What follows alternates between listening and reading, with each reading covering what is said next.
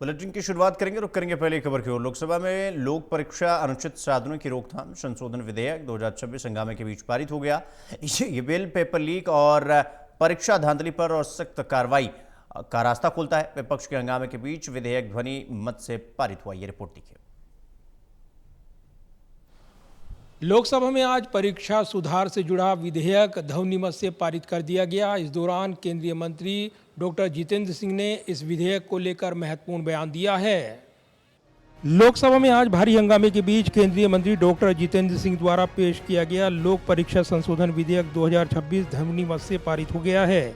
इस दौरान विपक्ष लगातार नारेबाजी कर रहा था, लेकिन सरकार ने बिल पारित करा लिया है। ये विधेयक 2024 के लोक परीक्षा अनुचित साधनों की रोकथाम अधिनियम में संशोधन करता है।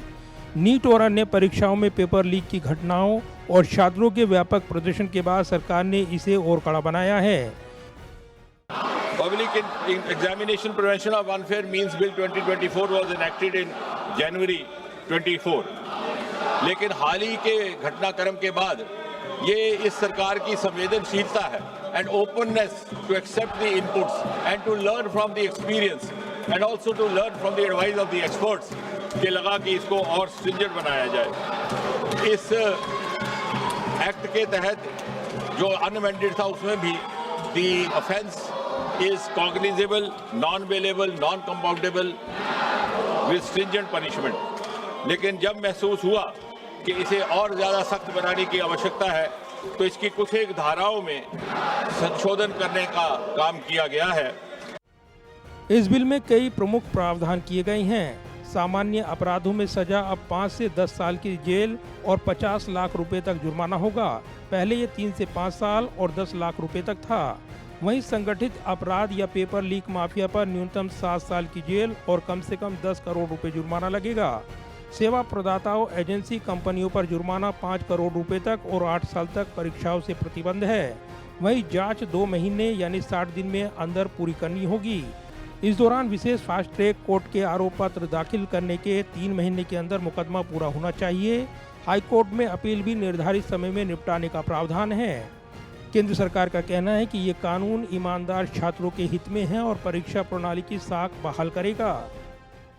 Section 1 of Subsection 1 of Section 10, person or persons involved in malpractice, सरकार की अवधि थी 3 से 5 साल and fine up to 10 lakh, उसको बढ़ा करके 5 से 10 साल किया गया और जुर्माना 50 लाख तक। सर्विस प्रोवाइडर, जिसकी परिभाषा मैं कल दे चुका हूं इन माय इंट्रोडक्टरी रिमार्क्स, उनका फाइन था पहले 1 करोड़ तक, उसे बढ़ा करके 5 करोड़ कर दिया गया और उनको 4 साल के बजाय 8 साल तक कोई और एग्जाम कंडक्ट करने पर बाधित कर दिया गया। डायरेक्टर और मैनेजमेंट की सजा 3 साल से लेकर 10 साल से बढ़ा करके 5 साल से 10 साल तक कर दी गई। फाइन 1 करोड़ से बढ़ा करके 5 करोड़ तक कर दिया गया। और इसी तरह जो ऑर्गेनाइज्ड क्राइम है, बार बार कुछ एक सदस्यों ने उसका उल्लेख किया है, मैं उस पर भी वाजे कर दूं कि उसके लिए इम्प्रिजनमेंट 5 साल से 10 साल से बढ़ा करके 7 से 10 साल कर दी गई। Fine which was not less than 1 crore has been increased up to 10 crore. वहीं विपक्ष ने आरोप लगाया कि सिर्फ सजा बढ़ाने से काम नहीं चलेगा। संस्थागत जवाबदेही, परीक्षा संचालन में सुधार और एनटीए जैसी एजेंसियों में बदलाव भी जरूरी है।